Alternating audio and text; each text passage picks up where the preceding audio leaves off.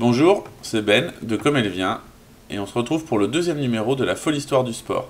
Au programme cette semaine, Bradley Wiggins, l'exploit de Nanterre en basket, la tournée des Bleus en Nouvelle-Zélande en 1994, Marco van Basten, le duel Nadal-Djokovic à Roland-Garros, Chronic Cards, et enfin pour terminer, des petites photos de sport.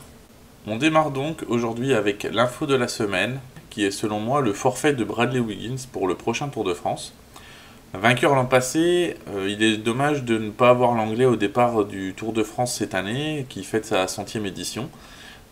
C'est quand même vraiment dommage de ne pas avoir le vainqueur de l'année précédente, même si c'est tout de même la 8e fois que cela va se produire. On a déjà eu des cas avec Bernard Hinault, Laurent Fignon, Greg LeMond, et dernièrement Alberto Contador, où son équipe n'avait pas été retenue. Donc pour une fête du vélo comme est le Tour de France, ne pas avoir le vainqueur sur sa 100e édition, c'est tout de même dommage, mais l'anglais a donné des ennuis de santé comme raison de son absence, et de toute façon la Sky, son équipe, va pouvoir miser sur Christopher Froome, l'autre anglais, pour se distinguer et éventuellement gagner cette 100e édition. On enchaîne avec l'événement de la semaine, ou plutôt l'exploit, avec la victoire de Nanterre en championnat de France de basket. Donc au début de saison, pas grand monde aurait misé sur un Nanterre en play-off. Il devait lutter pour le maintien et au final il remporte le championnat. C'est quand même un truc juste dingue. C'est comme si Reims en foot était devenu champion de France cette année. Un truc de dingue, l'avant-dernier budget du championnat, une équipe qui a monté les échelons petit à petit. Donc un grand respect à un groupe soudé, sans star. La star c'est le collectif dans cette équipe et un super coach. Pascal Donadieu, il a réalisé le rêve de tout coach en menant son club, enfin le club de son père, parce que c'est son père qui est le président, du niveau départemental jusqu'au titre suprême français, et donc l'année prochaine à l'Euroleague, le plus haut niveau européen. Tout ça en 24 ans et après 11 montées. Un truc de fou, un truc qu'en fait on arrive juste à faire dans la réalité dans Football Manager, et encore pour les meilleurs joueurs. Ça montre la portée de l'exploit de Nanterre. Fraîcheur, esprit, envie, une sacrée bouffée d'air pour le plus grand exploit sportif français de l'année pour l'instant à mon avis. D'ailleurs je vais enchaîner toujours sur le même sujet, mais là en parlant du coup de gueule de la semaine, parce qu'il va être lié à l'exploit de Nanterre. En fait j'ai trouvé que dans la presse ça n'a pas été vraiment relayé. Enfin, on peut dire que ça a été relayé dans la presse généraliste parce qu'ils ont apprécié cette histoire du petit Pousset qui arrivait à devenir champion de France. Mais après, dans la presse spécialisée, notamment l'équipe, le jour du sacre de Nanterre, ils ont réussi à faire leur une sur le match France-Brésil, un match amical avec une équipe de France qu'on sentait déjà pas motivée après le match contre l'Uruguay. Match inutile presque, j'aurais envie de dire. Donc je comprends pas trop la stratégie de l'équipe. On sait que les ventes sont en train de se casser la gueule, et là ils ont un exploit sur lequel ils pourraient attirer le public, le grand public, pas forcément le public de connaisseurs, et ils font pas la une dessus, donc je comprends pas. Il y avait juste un petit bandeau sur le côté pour la victoire de Nanterre, en plus avec un titre bien naze, comme vous pourrez voir sur la vidéo. Donc c'est ridicule. Je trouve que c'est ridicule de ne pas mettre plus en avant un exploit comme celui de Nanterre dans la presse sportive française, qui est limitée quasiment à l'équipe. Avec la personnalité de la semaine, alors petit plaisir personnel puisque j'ai décidé de mettre en avant Marco van Basten, l'une des idoles de mon enfance. L'attaquant néerlandais a quand même fait rêver bon nombre de joueurs de foot de terrain vague, je dirais. Van Basten, c'est 3 ballons d'or, comme Cruyff. Et sur cette vidéo, on voit ses 5 plus beaux buts, en vidéo assez subjective, dont notamment celui-ci en finale de l'Euro 88 contre l'Union soviétique.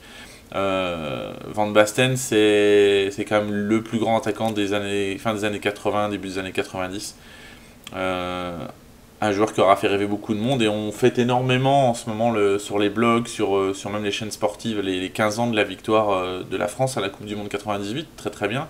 Mais on oublie énormément que c'est aussi les 25 ans de la victoire donc, des Pays-Bas à l'Euro 88, avec cette victoire en finale contre l'Union soviétique, qui avait pourtant battu les Pays-Bas en phase de poule, il faut s'en rappeler, mais en finale, avec le triangle Rijkaard, Gullit et Van Basten, il n'y avait pas eu photo.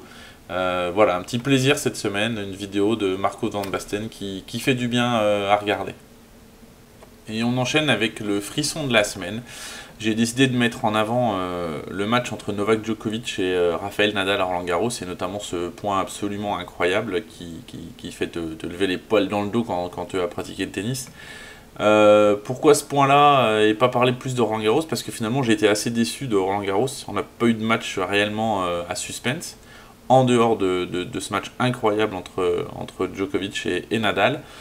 Donc le frisson de la semaine, parce que c'était un match de fou avec des rebondissements, Nadal qui doit finir dans le 4ème et Djoko qui revient on ne sait comment, et finalement un 5ème dingue, et Djokovic qui explose à la fin alors qu'il était vraiment pas loin.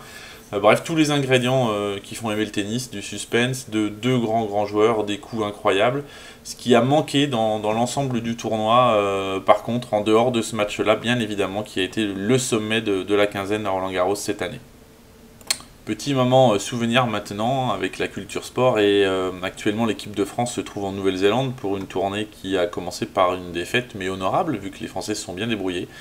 Je voulais revenir sur la tournée historique de 94 où les Français sur les 2 test matchs avaient battu 2 fois les Néo-Zélandais. Après une victoire à Christchurch, les Néo-Zélandais voulaient absolument battre la France dans le mythique stade de l'Eden Park.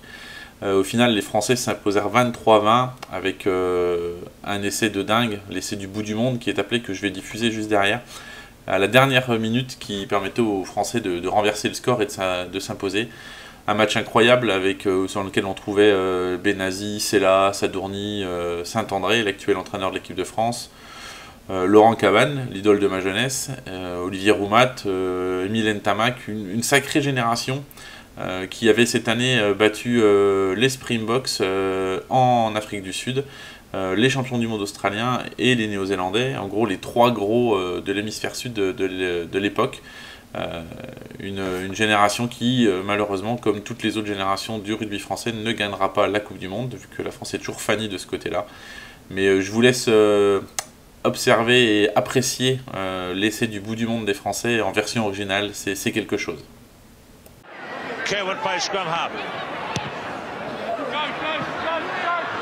Saint-André. Now they have to chance their arm here. The tour record hanging in the balance. Philippe Saint-André.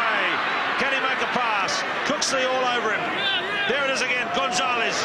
Delo. Benazi. Ntamak. Laurent Cabane. Delo. What a superb movement. What a try. One of the all-time great tries. Pas mal quand même, on doit le reconnaître. Maintenant, passons à la culture sport, avec la présentation d'un petit jeu de cartes, Chronic Cards, sur le sport. Donc je vais m'essayer à une petite vidéo pour vous expliquer comment ça fonctionne, et vous verrez, c'est un jeu très sympa. Donc on se retrouve après, on va faire une petite manipulation. Alors, à quoi ressemble exactement Chronic Cards? Donc là, vous voyez la boîte de présentation du jeu. Donc c'est un jeu avec 60 cartes à partir de 10 ans. Pour un joueur ou plus, on peut jouer seul, c'est pas tellement drôle. Et pour des durées de 15 minutes, donc c'est pas très long. Derrière, ça vous dit que vous allez apprendre à jouer, à mémoriser et à apprendre aussi, parce que vous verrez qu'il y a plusieurs choses. Alors comment ça se présente? Vous avez des cartes, par exemple celle sur la naissance du rugby, avec un petit descriptif très simple, et puis des informations un peu plus complètes sur la création du rugby. Donc vous allez devoir essayer de deviner en quelle période, sur quelle date ça a été créé. La date est réellement inscrite au dos. Voilà, donc là pour le rugby, 1823. Donc en fait, imaginons que c'est la carte de départ. On pose toujours une carte au départ sur la table, donc avec une date. Et imaginons, après moi j'ai ces cartes-là. Cette carte-là, et mon adversaire a celle-ci. Voilà. Donc, la première édition du Super Bowl, d'un côté, et de l'autre côté, les Européens découvrent le surf pratiqué en Polynésie. Donc là, maintenant, il va falloir essayer de trouver chacun son tour si ces deux événements sont avant ou après la création du rugby. Donc pour le Super Bowl, je pense que c'est au moins dans le XXe siècle, donc je vais le mettre après. Donc on retourne la carte, on la met après, voilà, donc c'était bon, 1967. Et mon adversaire devra faire la même chose, donc on va dire qu'il a fait une erreur par exemple, il va dire que c'était après le Super Bowl. Donc là voilà, on retourne la carte, 1767. Évidemment ça ne peut pas aller là, donc mon adversaire aurait perdu, on met la carte de côté, il en récupère une autre à la place, et ainsi de suite. Là par exemple, Nobile Comaneci obtient la note de 10 au JO de Montréal. Donc là voilà, le jeu se poursuit, on commence chacun avec 4 cartes, à chaque erreur on repioche une carte, et bien évidemment le gagnant est le premier qui a libéré toutes ses cartes. Un petit jeu très sympathique que je recommande, et qui peut se mixer avec d'autres jeux Chronicard, donc par exemple sur l'art, l'histoire, et là du coup vous faites un mix géant, une chronologie entre l'art, l'histoire, le sport, etc. etc. Bon, je sais pas si je vous ai donné envie de jouer à Chronicard, mais on va terminer ce numéro de la folle histoire du sport avec quelques images glanées sur le site Mémosport. Voilà, des belles images de sport qui montrent l'intensité ou la beauté du geste à chaque fois. Donc je vais vous laisser là-dessus, on se retrouve rapidement pour un 3e numéro, en espérant de tenir un rythme hebdomadaire comme je l'avais promis au début. Et d'ici là, portez-vous bien et à bientôt. Even if you're doing pop tracks to cross over, I'm not sure that's the best method to plot. And if it means your integrity got stolen, I'll stick to this till I get my message across. I'll never water it down, I keep it concentrate. Music for your headphones when you're on the train, or trying to get away, escape from what's been eating you. Don't worry about a thing, there's no point, and here's the proof. In 100 years, no one will give a hoot, and the only folks who remember you are probably buried too. C'est la vie, as the saying goes. Still that notion doesn't help when you're faced with something taking hold. That's how your brain's controlled. But stresses in the modern day aren't the same as those we bolstered years ago, and that's unclear to many. Me, I got the perfect means. Funny, it's the paper that receives whatever's burning me, and it's usually a bitter mood that I've created. Hence the common hatred placed upon the genres making money. Though I don't wanna be a millionaire, just want it easier. Though my life is pretty peachy, yeah. Music for the pros, wearing headphones. Give me a beat, I'll go off on a run.